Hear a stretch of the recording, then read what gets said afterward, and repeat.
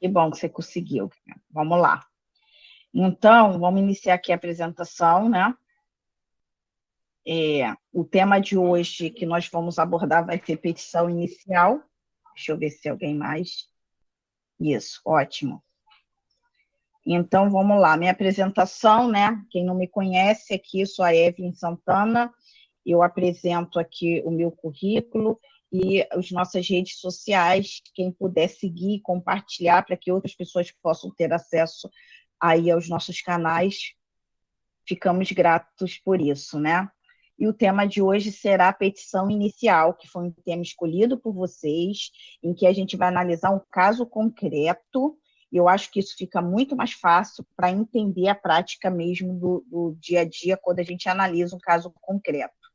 O que eu fiz aqui, essa apresentação das fases processuais, porque a partir daí vai ter o desmembramento da ação, né? A partir do momento que a gente distribui a inicial, vai ocorrer outras fases posteriores, que é a citação, intimação, a petição do réu informando se tem ou não interesse na audiência de acordo, contestação, réplica, julgamento conforme o estado do processo, e aí vai tendo desmembramento de acordo com o andamento processual.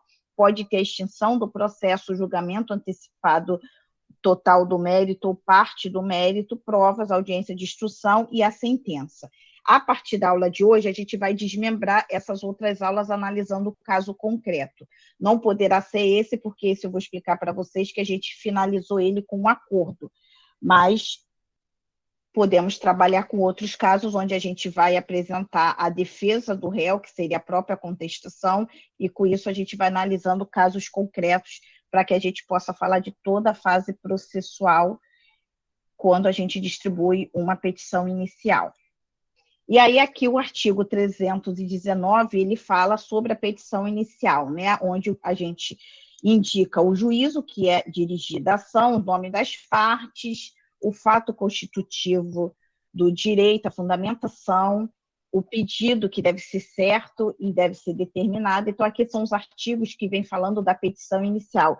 Eu só não deixo de citar para que fique aqui documentado os artigos que falam sobre isso. Então, vamos lá. Já o parágrafo 1º, ele fala sobre o pedido genérico. De uma certa forma, a inicial ela deve ser com pedido certo e determinado. Porém, tem casos em que a gente não consegue direcionar a ação de uma forma certa e líquida, e com isso pode ocorrer um desses incisos aqui, que são as ações universais, quando não for possível determinar desde logo as consequências do ato ou do fato, quando a determinação do objeto ou valor da condenação depender de ato a ser praticado pelo réu. Então, aqui, esse artigo, esse parágrafo, ele diz que há casos que não tem como a ação ela ser liquidada da inicial, e eu cito aqui alguns exemplos nas ações universais, quando é discussão de petição de herança, entrega de uma biblioteca, de um apartamento com móveis, quando você não consegue, de uma forma clara na inicial, já limitar esse pedido da inicial. E ação de prestação de conta, quando o autor não consegue, na inicial, determinar a extensão do dano que sofreu. Depois, a gente tem um parágrafo 1º, que vem falando sobre, caso não disponha das informações previstas no inciso, né, segundo, que é do slide anterior que nós verificamos, poderá o autor, na sua petição inicial, requerer ao juízo diligências necessárias para a obtenção. Você precisa de algo que você não tenha, você pode pedir para que o juiz faça esse requerimento. Eu sempre peço, gente, que isso seja usado em último caso, porque nem sempre o juiz defere esse pedido. Então, acho muito importante, quanto mais a inicial estiver instruída com prova documental, isso é de extrema importância, porque se a gente depende que o juízo conceda algum pedido e, dependendo do caso, ele não vai conceder, a gente vai ter um processo frágil para ser analisado pelo próprio juízo, tá? O parágrafo 2º, ele vem falando que a petição inicial não será indeferida se, a despeito da falta de informações a que se refere o inciso 2, for possível a citação do réu. Citou o réu e o réu conseguiu trazer essa informação, a petição vai prosseguir sem nenhum problema. Parágrafo 3º, a petição inicial não será deferida pelo não atendimento do inciso 2 deste artigo, se a obtenção de tais informações tornar impossível, excessivo, oneroso a justiça. Se não tiver como ser apresentado isso, a petição ela vai prosseguir e vai ter um andamento de acordo do que foi apresentado. É claro que se for um pedido que dependa de algo que está sendo requerido e que toda a fundamentação e a conclusão do processo dependa disso, vai se tornar prejudicada essa petição inicial, tá bom? E aí o outro slide eu falo do artigo 320, que diz que a petição inicial será instruída com documentos indispensáveis à propositura da ação. Eu estou citando para vocês só os artigos, para que vocês tenham ciência dos artigos que venham falando da própria petição inicial, tá? E aí o outro slide ele vem falando do artigo 435, que é lícito às partes a qualquer momento juntar documentos novos. Eu sempre falo, documentos novos só em caso o cliente te trouxe um documento imprescindível para o processo e que realmente vai trazer alguma informação nova, você junta, porque se já teve contestação, a outra parte já apresentou defesa, esse documento vai ter que passar pela análise da outra parte para verificar a aceitação pelo juiz. Então, eu falo que é muito importante que a inicial seja bem instruída desde a inicial, para que não seja juntado várias petições ou vários documentos no decorrer do processo. Tá? E o artigo 321, ele fala que se o juiz, ao verificar que a petição inicial não preenche os requisitos do artigo 319 e 320, que é o que nós lemos, ele vai apresentar e conceder um prazo de 15 dias para que a parte emende a inicial. Eu sempre oriento, quando a pessoa faz a emenda inicial, que apresente uma emenda substitutiva. O que seria isso? Você faça uma nova emenda inicial e inclua toda a sua petição de forma completa e alegando que é uma emenda à inicial substitutiva, onde você vai pedir que a sua primeira inicial seja desconsiderada e que passe a considerar a segunda inicial. Por que eu falo isso? Porque quando você faz uma emenda inicial, onde você faz uma alteração de um tópico específico, quando vai citar o réu, o juiz ele vai ter que mandar a sua primeira inicial e a sua emenda à inicial. Isso pode causar uma confusão processual, se o processo for muito grande e extenso, com muita documentação. Então, sempre oriento, tá, que você faça essa emenda inicial de forma substitutiva. Você pede que a sua primeira seja desconsiderada e passe a considerar a sua segunda emenda inicial. E, por fim, o pedido. O pedido deve ser certo naqueles casos que nós citamos. O caso de hoje, a gente não trata de ações com pedidos universais, então os pedidos são certos e determinados. E os parágrafos seguintes, eles falam que os juros, correção monetárias e verba de sucumbência, se não tiver incluso no seu pedido da inicial, o juiz ele pode conceder esse pedido, mesmo que não esteja escrito nos pedidos da sua ação. E com isso, agora a gente vai direto analisar a própria petição. Deixa eu só fechar aqui essa tela, e aí eu vou compartilhar com vocês a tela da petição. Deixa eu só abrir aqui o sistema. Deixa eu só abrir aqui. Esse aqui, vamos lá. Bom, primeiro, gente, eu vou mostrar para vocês a petição e depois eu vou mostrar a vocês a importância da organização do documento. Essa ação, ela foi bem extensa de documentos, então eu sempre oriento, quando temos uma ação muito extensa, é muito importante que você salve os documentos de forma cronológica aos fatos que você está narrando e vai numerando isso no processo para que você possa facilitar o juízo, para que ele consiga identificar e verificar que aquela alegação que você está fazendo, você está indicando o anexo e foi juntado no processo. Então, eu sempre falo, não adianta fazer uma alegação se você não junta a prova do que você está alegando. Então, é muito importante você fazer esse link, porque você vai facilitar ao juízo quando lê a sua peça, ele verificar se aquele anexo realmente está comprovando aquilo que você alegou. Então, aqui, inicialmente, a gente vai direcionar ao juízo competente, sempre vai ser analisado pelo endereço do domicílio do autor ou do réu, em alguns casos, então vai ter que analisar essa situação para ver a competência. Nesse caso aqui, como foi uma perda total do veículo por um sinistro, um acidente, o carro estava no nome da esposa e o seguro estava no nome do esposo. E com isso, a gente incluiu no polo ativo ambas as partes. Por um, o carro está no seu nome, e o outro, pelo seguro, está no seu nome. E na segunda parte, que é onde a gente fez a nomeação das partes que representariam o polo passivo, nós incluímos a seguradora e a corretora. E aí eu vou falar por que nós incluímos a corretora no polo passivo dessa ação. Vocês verificam aqui que o nome da ação que nós demos foi ação de cobrança de seguro com reparação de danos morais e materiais. O danos morais, a gente faz o pedido de acordo com jurisprudência, já os danos materiais tem que ter comprovação do dano material, com a apresentação de notas e despesas, senão não tem como fazer o pedido do dano material. Nesse caso aqui, foi incluso a corretora no polo passivo, porque os segurados, antes mesmo de incluir a filha como segunda condutora no veículo, eles entraram em contato com a corretora e tem uma gravação de áudio onde nós incluímos isso no processo, verificando com ele se havia a necessidade da inclusão da filha como segunda condutora do veículo.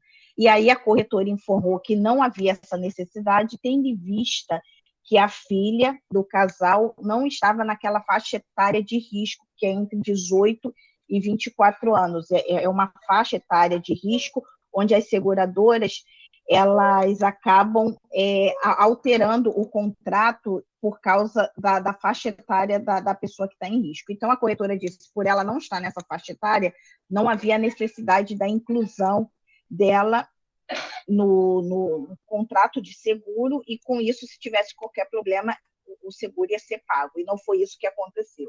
Nesse caso, aconteceu um sinistro com a filha dirigindo o carro, tá?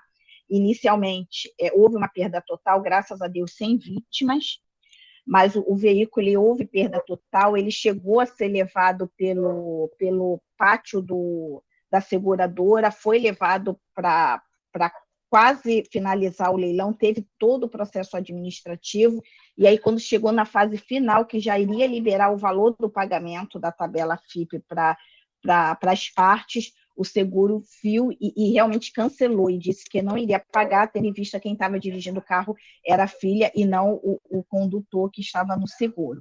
E com isso originou esse processo aqui, e aí a gente vai falar de cada fase do processo. O primeiro capítulo, sempre da gratuidade, gente.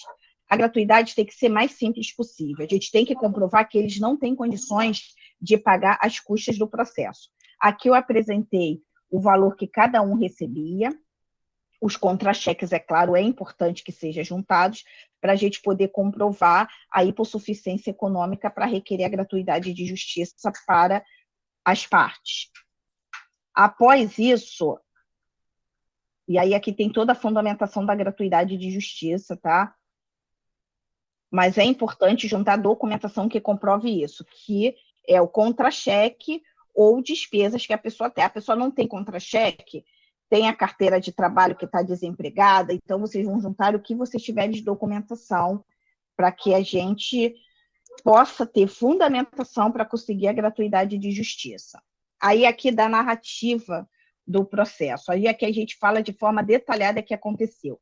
Essa inicial, ela ficou muito extensa, eu hoje, tá, eu tento ser cada vez mais objetiva na elaboração de uma inicial, mas essa inicial ela acabou se tornando muito extensa por causa do envolvimento, do que aconteceu no decorrer do processo, e com isso ela acabou ficando muito extensa, com 34 páginas. Mas eu sempre oriento que a gente faça cada vez mais petições objetivas, tendo em vista que a gente sabe que, de uma forma geral, o judiciário ele não lê toda a peça. Mas vocês vão entender porque essa petição ficou muito grande, por causa que teve muito detalhe nessa ação. Nessa parte da narrativa, eu falo de forma detalhada toda essa situação que eu narrei lá acima para vocês. Eu cito aqui o número da pólice do seguro, a data da vigência, o valor que foi pago na pólice. Olha, vocês podem ver que sempre verificando os anexos, ó. Eu sempre sinalizo o anexo e depois, no final, eu vou mostrar para vocês como os anexos eles estão salvos e nomeados de forma cronológica com a petição inicial. Nessa parte aqui, eu printei na própria tela, tá? Às vezes eu recorto e coloco na própria petição para facilitar o juízo. Isso aí é questão mesmo de forma de apresentação de inicial. Se vocês não quiserem, podem só sinalizar no anexo, incluir o documento no anexo. E aqui eu falo que a pólice era de 100% do valor da tabela FIP e coloco o valor da tabela FIP. E aqui eu coloco a própria tabela FIP, qual era o valor do mercado na época da ação. Então, assim, é importante. Se eu falo que o valor do carro é de 18.641, eu tenho que comprovar de onde eu tirei essa fundamentação. Foi lá na pesquisa da tabela FIP, onde eu fiz a pesquisa no período da distribuição da ação, que o valor do veículo era tanto. E aí aqui, os autores sempre cumpriram as obrigações contratuais, e aí aqui eu falo do início do mês, toda a situação aqui, e aqui eu venho narrando a situação da filha que passa a dirigir o veículo, e eu aqui transcrevo o áudio da conversação entre a corretora e os autores. Só que eu, além de transcrever, eu coloco aqui com link. E aí, como é que eu faço? Porque isso é uma das dúvidas muito grande dos alunos. Como incluir um áudio ou um vídeo, né, numa inicial? O que eu fiz? Eu coloquei o arquivo na nuvem, salvo na pasta do cliente, na própria nuvem.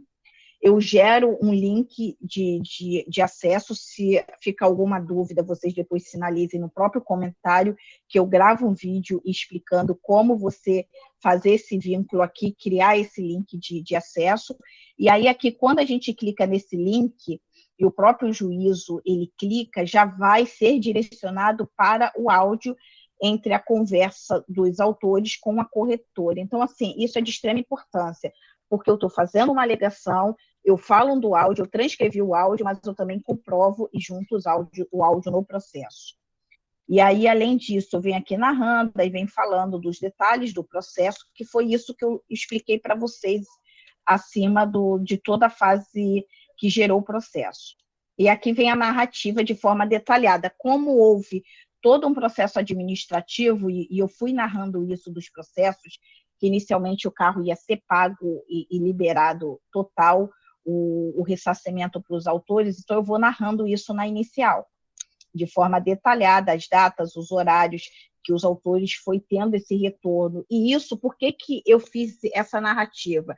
Porque isso demorou um período, e eu quis justificar essa demora dos autores para ingressar com a ação, porque estava em um andamento administrativo na análise da liberação do sinistro. Então, por isso que eu detalhei todo esse processo administrativo, que fez com que os próprios autores demorassem um pouco mais para ingressar com a ação judicial. E aí eu vou narrando toda essa situação aqui, tá? E junto os protocolos, é importante, se tem protocolo, você juntar o número do protocolo e a data que foi feito o protocolo, que você vincula essa informação ao juízo. E aí aqui eu chego na narrativa em que o veículo ele foi devolvido para os autores, né? Quando o seguro disse que não ia pagar, ele devolveu o veículo na residência dos autores, sendo que quando os autores receberam o veículo na sua residência, eles verificaram que houve troca de peças no veículo. Então, houve furtos de peça, e eu narro isso aqui, ó, rádio, estepe, macaco, chave de roda, pneus trocados e baterias. Então, houve essa situação, porque o carro ele já estava num depósito da seguradora, e houve esse furto de peças do veículo, e a gente comprova isso no decorrer da ação, e vocês vão ver isso aqui comigo.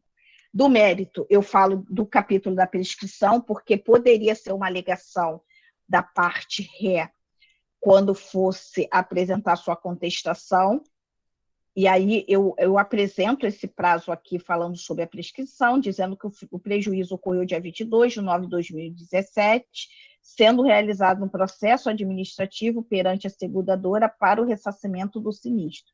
E aí eu vou falando sobre isso e por que houve um pouco dessa demora para a interposição da ação. Com isso, eu comprovo que não ocorreu a prescrição. Depois, eu apresento o capítulo falando sobre a relação de consumo. Para a gente, por que é importante falar sobre a relação do consumo? Para poder a gente comprovar que o CDC se aplica aqui nessa situação. Então, eu falo sobre isso, eu faço a apresentação sobre essa parte, que os autores são consumidores e tendo em vista de ser uma relação de consumo, aplica o CDC. E aí, depois disso, eu venho aqui abordando a questão dos artigos do CDC que fala sobre isso, e depois eu venho falando do fato do serviço. O que seria isso? Seria o fato que originou a falha na prestação do serviço e que originou esse dever de indenização e ressarcimento para os autores. E aí eu cito o artigo 14, que vem falando sobre o fornecedor do serviço, que responde dependente de existência de culpa, e aí a gente vai separando isso por tópicos. Ó, vocês podem ver que a parte aqui de baixo, eu vou narrando toda a situação, eu vou encaminhar isso aqui para vocês, eu só quero que vocês visualizem a forma que a gente tem que abordar a inicial e como que a gente tem que pensar já no que a parte ré, ela vai vir apresentando na sua contestação, ó. Informamos que não haverá indenização ao segurado, pois foi confirmado na análise especial que o principal condutor é a filha. Então, eu recortei essa parte, que foi a fundamentação da seguradora para não pagar o sinistro, e coloquei aqui e coloquei uma explicação. Olha, Excelência, o veículo em questão tinha como principal condutor o segurado tal, e algumas vezes a sua filha. Então, o que eu faço aqui? Eu faço uma narrativa comprovando que ela não era a principal condutora do veículo. Ela dirigia, sim, algumas vezes, eu até junto comprovação de deslocamentos de Uber da filha, comprovando que ela se locomovia muitas das vezes de Uber, e por um azar, o acidente, que foi um veículo que colidiu no dela, teve uma perda total com ela dirigindo. Então, é muito importante, se a gente for trabalhar com a fundamentação que ela não era a principal condutora, tem que entrar com prova documental para comprovar, porque se a gente alega e não junta algo que comprove o que a gente está alegando, são palavras soltas ao vento que não vai ter nenhuma fundamentação e nenhuma prova para que o juízo possa ter o entendimento e acolher aquilo que a gente está alegando. Então, vamos lá. Aqui eu junto um trechozinho que eles falam que não teria cobertura se fosse uma outra pessoa dirigindo o veículo, e aqui eu vou rebatendo a cláusula de forma detalhada. Então, assim, é muito importante que vocês vão analisando a fundamentação que a empresa deu para indeferir o pagamento e que vocês possam, na sua inicial, já ir rebatendo e debatendo toda essa fundamentação na própria inicial, porque você sabe que quando vir a contestação, eles vão vir rebatendo disso, alegando que não há responsabilidade, tendo em vista que era um terceiro, um segundo condutor que não estava habilitado no seguro para poder dirigir o veículo. Nesse caso aqui eu cito porque eles ligaram para a filha e gravaram a conversa, e ela estava muito nervosa e acabou ela fazendo uma declaração que era a principal condutora do veículo, e isso seria um agravante que, de uma certa forma, prejudicaria os autores da ação. E aí eu contesto isso porque tem todo um processo administrativo onde a parte é ouvida e não foi respeitado esse processo. Então, nessa parte aqui, eu vou detalhando essa questão do processo, tanto que eu cito aqui sobre a questão do pagamento do sinistro. Essa petição eu vou compartilhar com vocês, tá bom? E então é só vocês me falarem que eu deixo e encaminho por e-mail, sem nenhum problema. Mas vocês veem que é importante você contestar cada ponto que foi abordado pela empresa na sua negativação do pagamento. Eu já estou abordando nisso, eu já estou até antecipando pontos que serão abordados na própria contestação pela própria seguradora e a corretora, se for o caso. e aí eu junto jurisprudência falando sobre isso. O processo ele é de 2017 a 2018, então por isso que a jurisprudência é desse período. É importante que as jurisprudências sejam do mesmo ano ou de anos bem próximos, seja algo muito antigo, porque senão já pode ser um entendimento já desatualizado do tribunal, tá? Então é muito importante isso. E aqui eu juntei uma decisão do STF falando sobre isso, da questão do condutor do veículo. Claro que se você não acha uma decisão recente, você vai juntar o que você encontra que te deu uma fundamentação. Sempre deve-se priorizar decisões atualizadas sobre o tema, tá?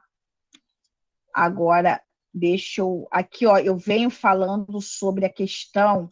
O questionário de avaliação do risco não demonstra que a condução do veículo por pessoa maior de 24 anos evidencia uma mudança de perfil do condutor. Isso porque é disso que os seguros para condutores na faixa de 18 a 24 anos possuem valor de prêmio mais elevado em virtude do aumento do risco do acidente, que é exatamente isso. Quando a pessoa, o condutor está entre esse período de faixa etária, 18 e 24, há uma majoração do próprio seguro, e que não era o caso da condutora, da filha do casal.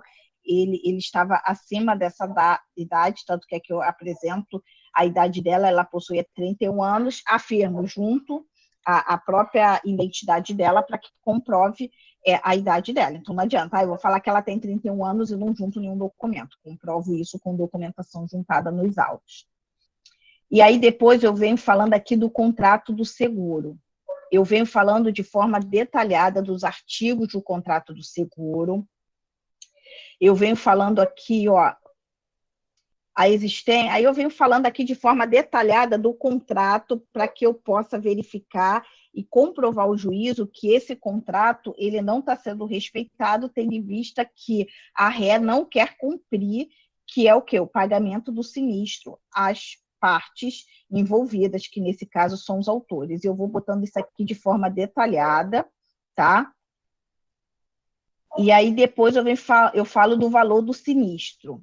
Como eu apresentei para vocês lá em cima, a gente tem que apresentar a tabela FIP, o valor do veículo, a pesquisa feita no site da tabela FIP, e depois eu crio um tópico falando da responsabilidade civil das réis. Por que é importante criar esse tópico?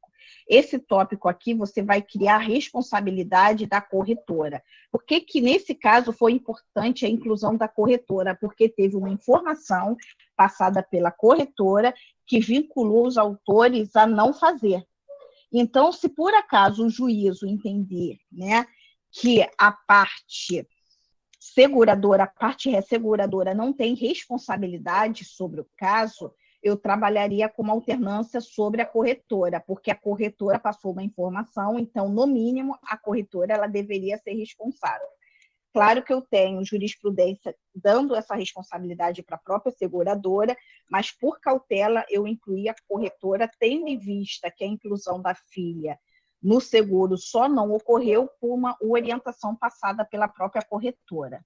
Então, aqui, nesse tópico, eu venho falando de forma detalhada, eu cito novamente o áudio da funcionária da corretora, que afirma que não há necessidade da inclusão da filha dos autores, e venho falando aqui da falha na prestação do serviço, do nexo causal, e depois disso...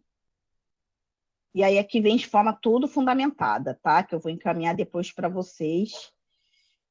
Eu venho juntando jurisprudência que fala da responsabilidade solidária entre a corretora e a seguradora. Então, assim, é importante. Eu estou alegando uma responsabilidade das réis. Eu tenho que comprovar que é uma responsabilidade solidária. O que eu faço? Junto jurisprudência sobre isso, sobre o tema.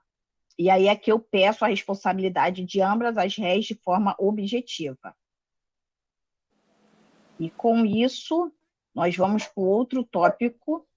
Nesse tópico aqui eu falo da hipossuficiência técnica das partes, que a gente pede a inversão do ônus da prova. É sempre importante, tá? Que a gente não deixe de pedir, que é o artigo 6º do CDC, que a gente faz o pedido da inversão do ônus da prova, a gente vai alegando aqui a hipossuficiência técnica, jurídica dos autores e requerendo, assim, a inversão do ônus da prova para os réus.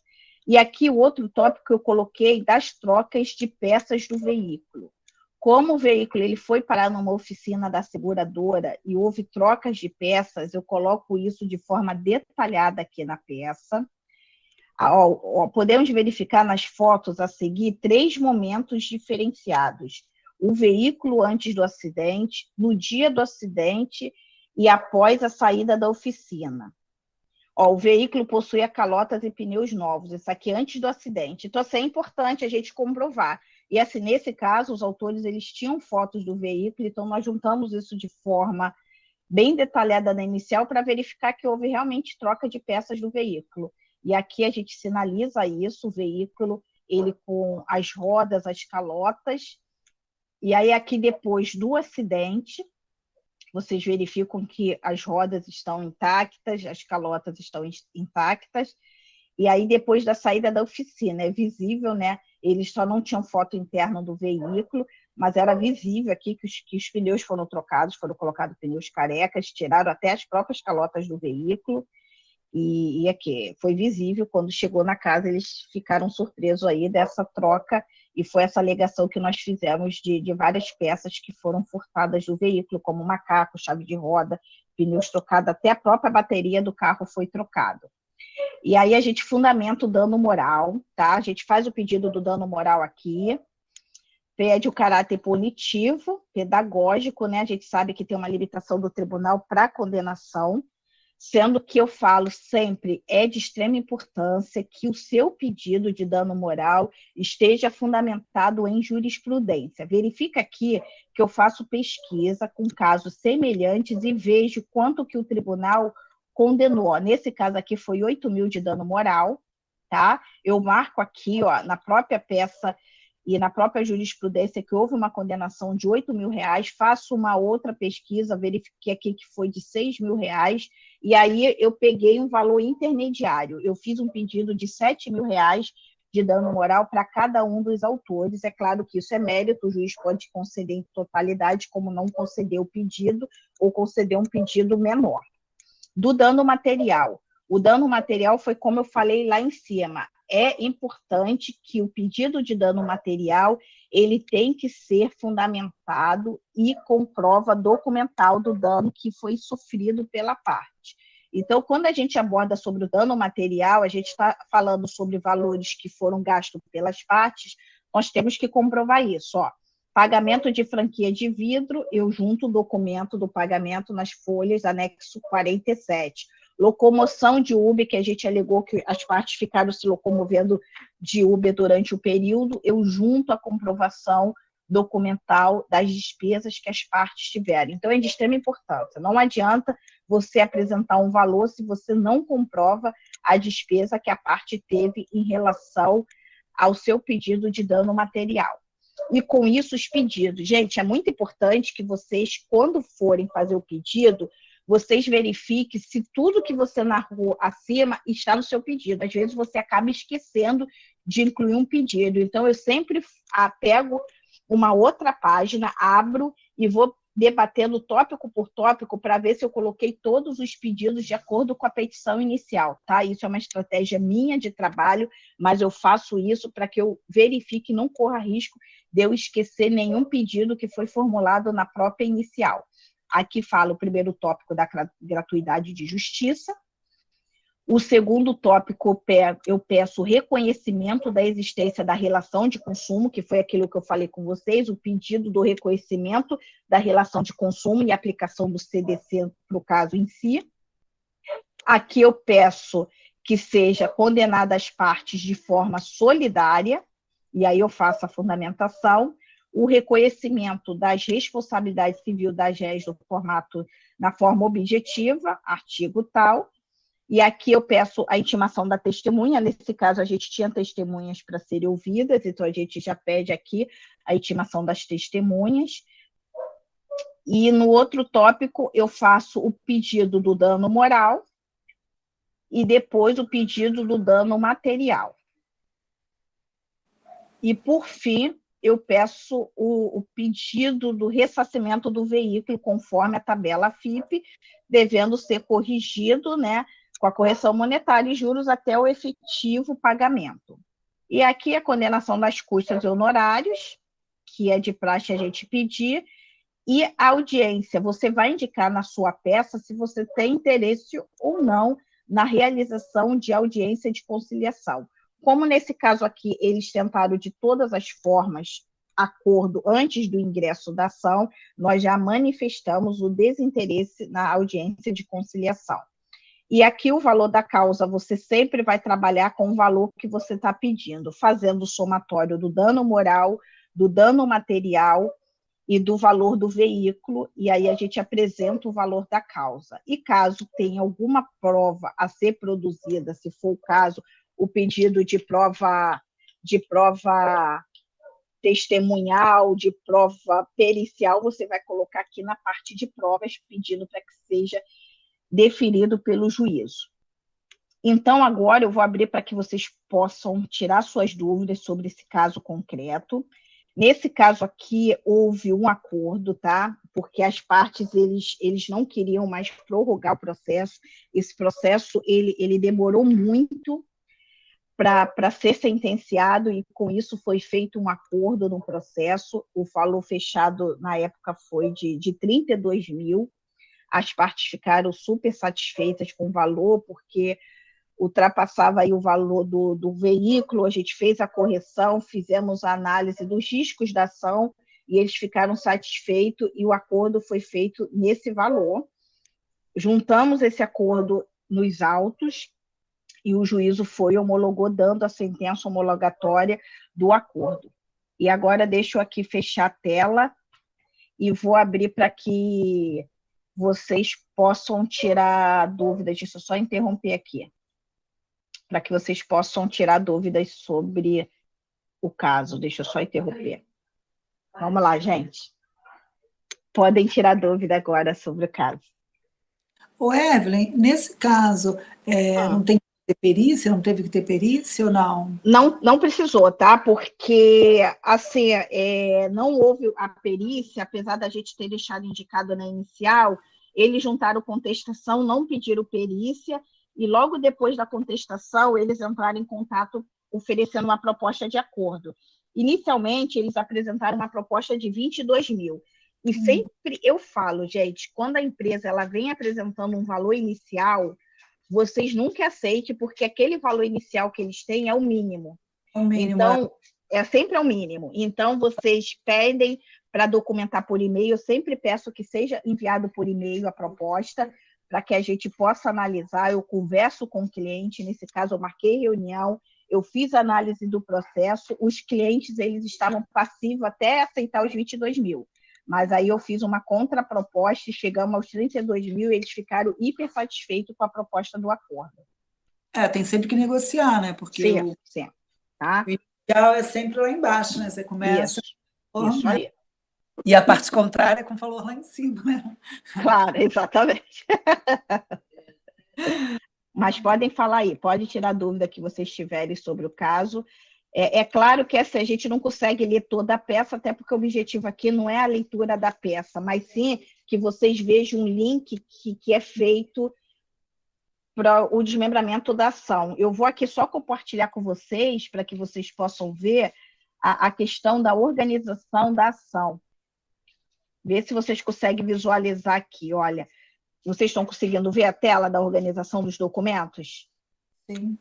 Então, gente, eu sempre falo que é de extrema importância a organização dos documentos. Eu vou indicando e vou nomeando os documentos de acordo e na ordem cronológica que eu narrei lá na inicial. Quando é uma inicial que tem muitos documentos, eu crio até uma planilha de anexos e junto no final essa planilha de anexo, para poder facilitar o juízo, caso ele queira verificar que determinado documento e narrativa que eu fiz na inicial é verdadeira, eu tenho prova documental, eu coloco no anexo, porque aquele anexo ele vai abrir, já vai ter ali a ordem de todos os documentos, e aí ele vai olhar lá a numeração e vai abrir. Então, quando é uma inicial com muitos anexos, eu junto essa planilha. Isso é uma forma da gente facilitar o juízo até para poder verificar e analisar se realmente aquilo que a gente alegou e que a gente indica que está no anexo realmente condiz com a afirmação que a gente apresentou na inicial. Deixa eu só... Pode falar. Agora, falando muito em você pegar, ao invés de anexar, você coloca já no corpo, né? A prova no corpo do... Eu nunca fiz, eu ainda não fiz, mas coloca já no corpo da inicial. Sim. Ou da... Né? Sim. Sim, alguns casos eu fiz. Esse caso eu fiz, eu até excluí algumas partes, porque tinha informações pessoais das partes e a gente não pode deixar isso ser divulgado. Mas por que eu fiz isso? Porque a documentação do próprio processo administrativo era uma documentação bem extensa, e que eu sei que o juízo não ia abrir para fazer a leitura desses documentos. Também dizem isso. Você entende? Então, por isso que eu fui desmembrando, e de acordo com a narrativa, porque teve um processo longo administrativo, e que no final ele estava caminhando para um deferimento e depois foi indeferido o pedido dos autores. E aí eu fui separando isso na própria peça, com o próprio processo administrativo, porque eu sei que não é ter uma leitura. Então, quando a gente tem uma vasta documentação e que a gente vê que não vai ter leitura, eu acho importante a gente ir desmembrando e colocando isso no próprio corpo da ação. Eu vi isso já, mas eu ainda não fiz, confesso que ainda não fiz, não, mas é bem... Sim, sim. Tá, realmente é bem melhor, né? Tá ali, né? É uma obrigação de leitura, entende? E por isso que eu falo sempre, porque eu já conversei uma vez com a professora, e tem professores que eles abordam da seguinte forma: eles misturam os fatos com o direito, não separa, já vem falando os fatos com o direito ao mesmo tempo. Por quê? Eu já trabalhei internamente num cartório, quando a pessoa vai analisar um processo, eles só leem os fatos e depois vai direto para os pedidos, eles não leem a nossa fundamentação jurídica. Quando a gente faz a mistura dos fatos com o direito, a gente obriga uma leitura da própria ação.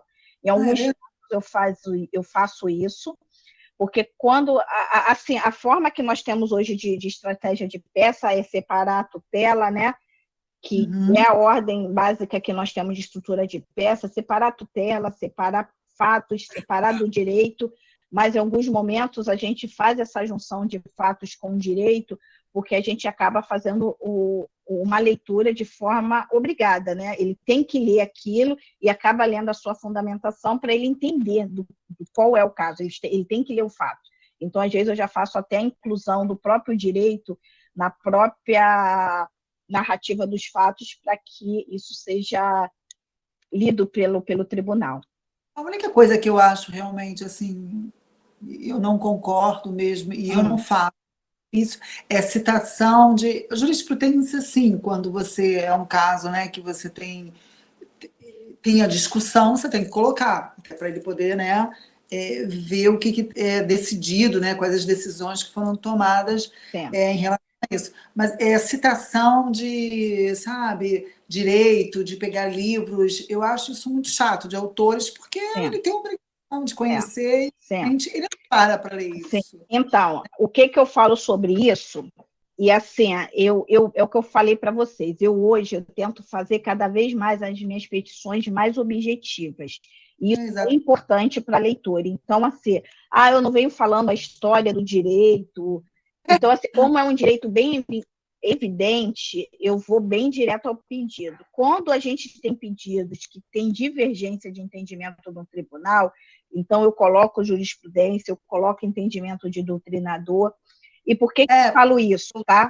Na esfera civil, tá? Eu não falo na esfera trabalhista. Uma vez eu fazendo um congresso, um professor falou isso, e realmente o que ele falou tem muita fundamentação. Na esfera trabalhista, nós temos o juízo especializado na área trabalhista. Então, aquele juiz ali, ele tem a obrigação de conhecer a legislação trabalhista, porque o juízo é trabalhista. Porém, na esfera civil, nós corremos o risco de um juiz estar acumulando varas. Isso existe muito. Às vezes o juiz ele atua na vara de família, mas está acumulando numa vara civil. Isso existe. Isso é algo muito presente na esfera civil. Então, Únicas? Então, sim, tem casos, né, que tem várias únicas, então eles têm acumulação de vários tipos de ações, de famílias, de civil, de penal, até quando é regionais e menores, a gente tem essa acumulação. Quando o juiz se afasta, um outro juízo acaba se tornando substituto para analisar e decidir alguns temas. Então, por isso que eu falo que na civil a gente tem que ter mais cautela nisso. Na trabalhista, eu falo que os pedidos têm que ser bem mais objetivos, e hoje as minhas peças são bem mais objetivas nesse sentido, porque o juízo é o juízo específico que ele, em regra, tem que conhecer da matéria. Mas na civil a gente corre esse risco aí de acumulação, e realmente a gente ter um juízo que possa analisar o tema que ele não tenha muito conhecimento. Entendi. Entendeu? Entendi. Gente, vocês podem falar. A dúvida que vocês tiverem, podem falar, que a gente está aqui agora para tirar as dúvidas. Pode falar. Eu fiquei tão assim, igual o pessoal do Faustão, que quando vai dar nota, fica tão encantado com a matéria que não consegue prestar atenção em algumas coisas. Você falou seguradora ou proteção veicular? É seguradora. Seguradora, né? Não era proteção, era seguradora mesmo. Deixa eu só fazer um paralelo, porque a proteção veicular, não sei se eu já comentei com você, eles têm a expertise, a malandragem de falar que a PVS, tem umas outras proteções veiculares, eles falam que a sede deles é lá em Minas Gerais. E tem um contrato que a pessoa assina, eu tenho 2 ou 3 clientes nesse sentido, eles assinam dizendo que eles podem primeiro passar pelo juízo arbitral.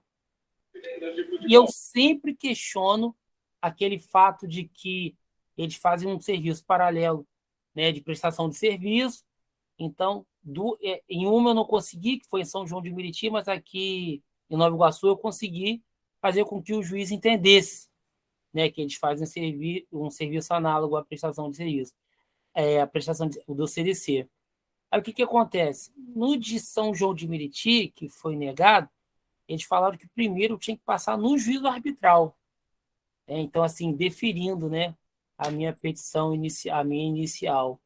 Neste caso, quando eles indeferem, tem que ir para lá, a gente recorrendo, e aí assim também o colegiado entendendo, a gente de fato tem que entrar lá em Minas Gerais, na sede? Então, esse tema, tá? Quando tem previsão de cláusula de juízo arbitral, ele é bem controverso. Eu já achei jurisprudência favorável e desfavorável. Então, assim, juiz indeferiu, eu acho sempre importante agravar, porque aí você já vai levar para o Tribunal Superior para analisar a sua peça. E aí você vai fundamentar de acordo com as jurisprudências favoráveis. E é o que eu falo, nós temos a norma com interpretações diferentes. Pode ser que você vai ganhar, ou pode ser que não. Se você lá no agravo perdeu e manteve a decisão, você vai ter que usar o juízo arbitral inicialmente, porque você não vai conseguir redistribuir a ação em outra competência, porque vai ter o juízo prevento que analisou aquela causa. Então, eu sempre falo, a gente tem que esgotar as possibilidades, por isso que eu sempre falo que determinadas ações é importante que a gente ingresse na vara civil, não utilize do juizado, porque o juizado tem menos limitação de recurso para interpor, mas eu falo assim, quando é um tipo de contrato que já tem essa previsão, você já começa a criar um próprio tópico na inicial, debatendo essa questão do juízo arbitral, para ver se, na própria análise do juízo arbitral, o juiz, ele de ofício, ele prossegue sem, já de próprio ofício, indeferir a sua petição inicial. E aí, indeferiu, mesmo assim, você criando aquela fundamentação, agrava. Pode ser que no agravo, na segunda instância, você consegue reverter. Se não reverter, você ainda pode utilizar de algum outro recurso, dependendo ali da situação, mas esgotou, você vai ter que utilizar o juízo arbitral. Porque aí você teve aquele juízo prevento, você não consegue redistribuir a ação em outro lugar, porque, em regra, o juízo que conheceu da ação, ele é prevento e vai ter que conhecer da matéria de outra ação que você vier a redistribuir. Perfeito, perfeito. Tá bom? Vamos lá, gente, pode falar. Sim. Boa noite, professora, boa noite, colegas aí. A senhora me ouve? Sim, estou te ouvindo, pode falar. Eu tinha uma curiosidade, primeiro dizer que estou adorando a aula, minha primeira participação aqui, poxa, muito boa aula, umas dicas muito interessantes, coisa prática, né, muita coisa que eu não sabia aqui. Uma delas é o seguinte, que é isso que eu queria perguntar, com essa questão de anexar arquivos assim de áudio, vídeo, tudo. Para mim, a gente subia o arquivo para lá, como você sobe um documento, né? Você clica ali, abre, aponta para o computador onde está um PDF, por exemplo, e sobe lá para o peticionamento. Quando é áudio, vídeo, foto, não é permitido. O que acontece? O tribunal ele só disponibiliza a possibilidade de inclusão do documento no formato PDF. E aí, qualquer outro documento que você precisa, foto, imagem, você consegue transformar em um arquivo de PDF tranquilamente. Agora, quando é um áudio ou um vídeo que você precisa juntar, não tem como. Então, a única forma que a gente orienta é criando o link de acesso. Hoje tem outras formas, né? Você pode criar um QR Code. Hoje eu já vi casos das pessoas despachando na própria petição, criando um QR Code, onde o próprio advogado ele tenta despachar com um juízo na própria inicial com um QR Code. E assim, isso gera uma curiosidade, né? Se o juízo ele pega uma inicial com QR Code, qualquer pessoa que lê vai fazer aquela leitura para ver o que se fala aquele QR Code, aí vai ver que é uma tentativa de despacho inicialmente da própria tutela com a leitura do QR Code, ou então do próprio código, que é um link de acesso. Eu já até gravei um vídeo sobre isso, mas se vocês têm interesse, eu gravo um vídeo explicando passo a passo como você anexar um áudio ou um vídeo na sua peça, porque você não consegue incluir isso como um próprio documento, como a gente inclui os anexos no processo. Sim. Entendi. Sabe o que eu fiquei pensando aqui? Isso aí causa, sem querer mudar de assunto aqui, né, uma vulnerabilidade para o TJ, porque, por exemplo, para mim, o juiz não tinha acesso à internet nessas máquinas, né? Então, se ele clica no link, esse link tiver um script malicioso ali, pode infectar a máquina. Eu pensei que isso tinha que ser, tipo assim, controlado ali dentro. E se aponta para uma nuvem e tiver algum arquivo com algum script, assim, alguma coisa, o juiz não sabe, clica ali, que não é, normalmente o pessoal não conhece muito, isso aí causa uma vulnerabilidade. Mas, por exemplo, normalmente você faz assim, então, sobe para a nuvem e aponta o link lá na peça para esse. Mas para você ver como o sistema é falho, realmente eu concordo com você, mas hoje a forma que nós temos.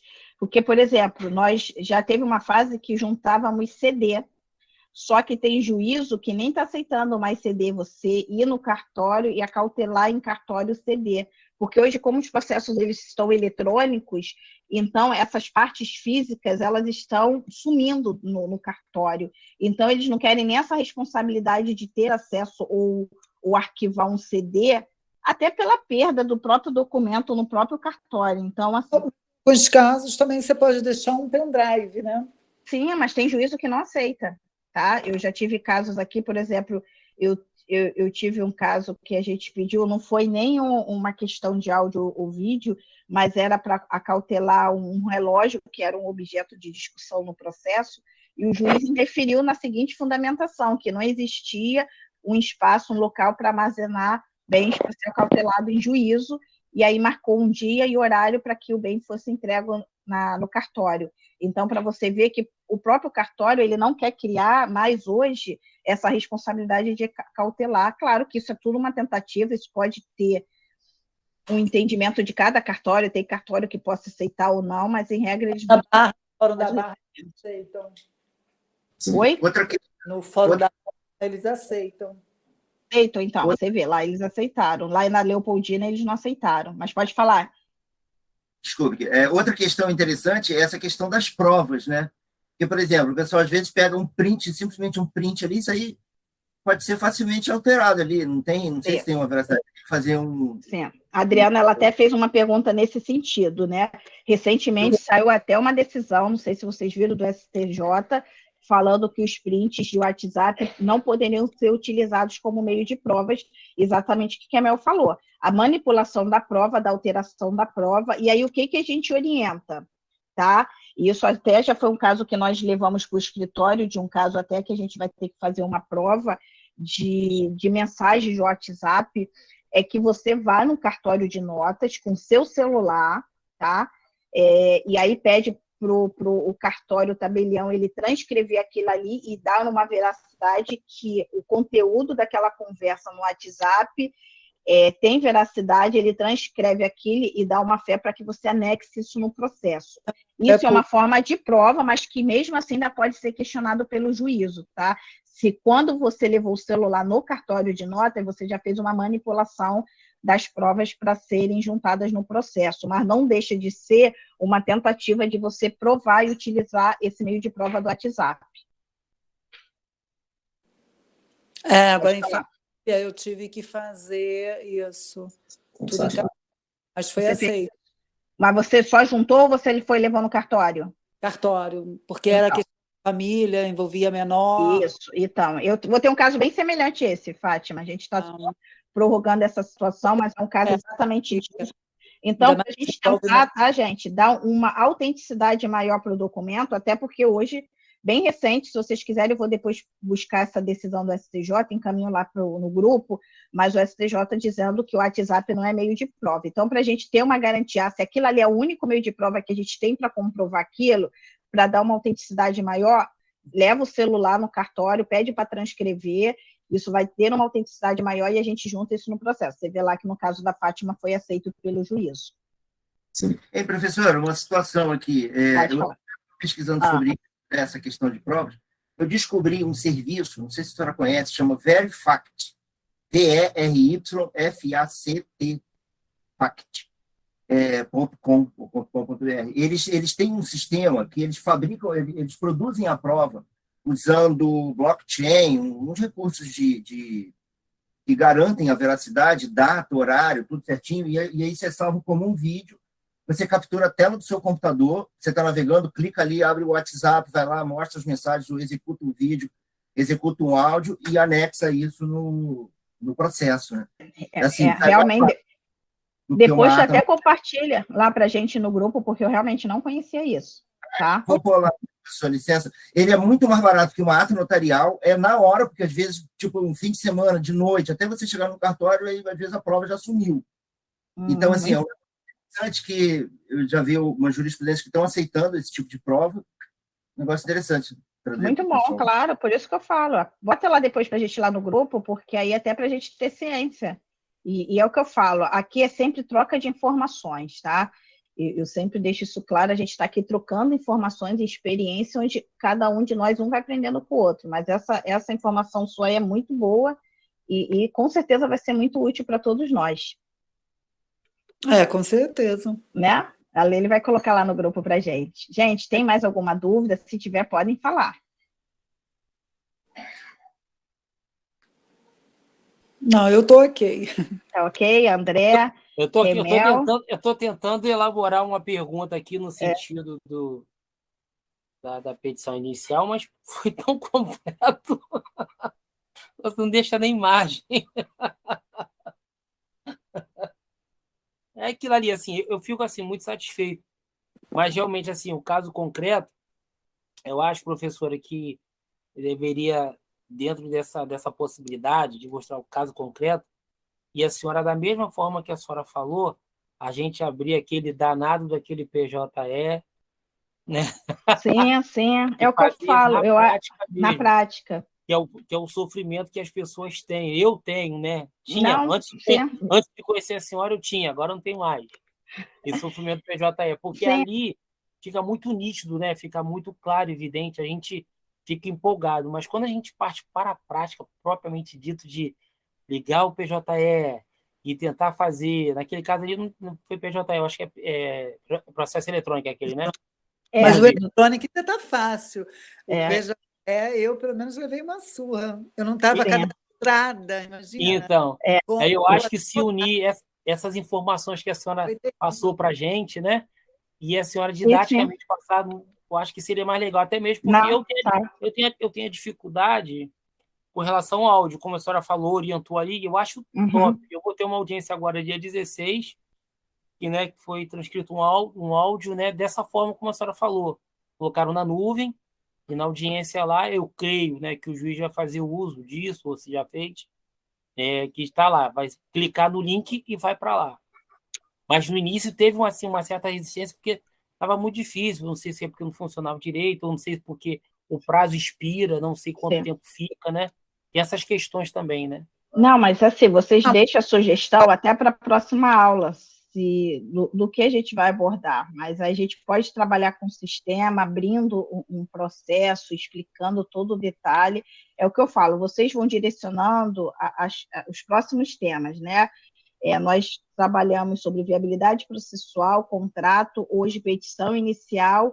Se vocês desejam que a gente analisa, vamos analisar uma distribuição dessa ação.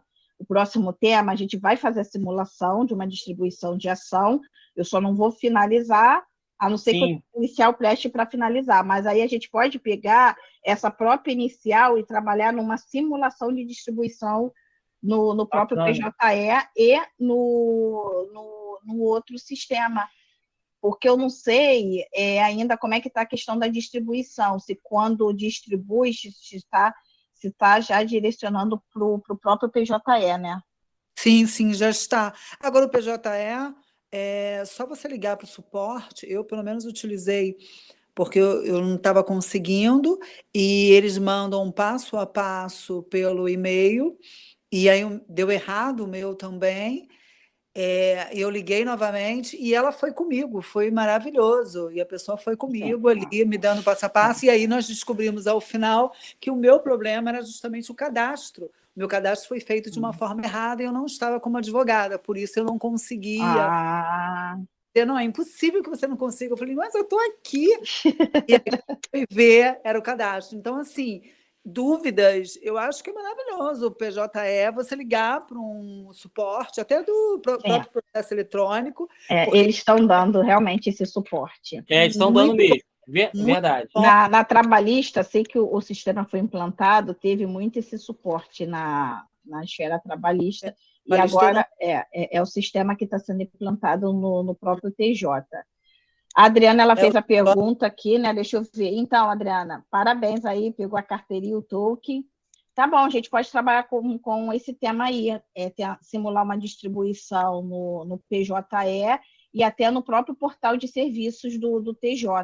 Eu vou ver se a aula não ficar muito extensa, a gente aborda isso na mesma aula, então a gente desmembra isso em 2 aulas. Uma distribuição pelo sistema do PJE e uma distribuição pelo sistema do portal de serviços, que ainda está ativo no Tribunal de Justiça, né?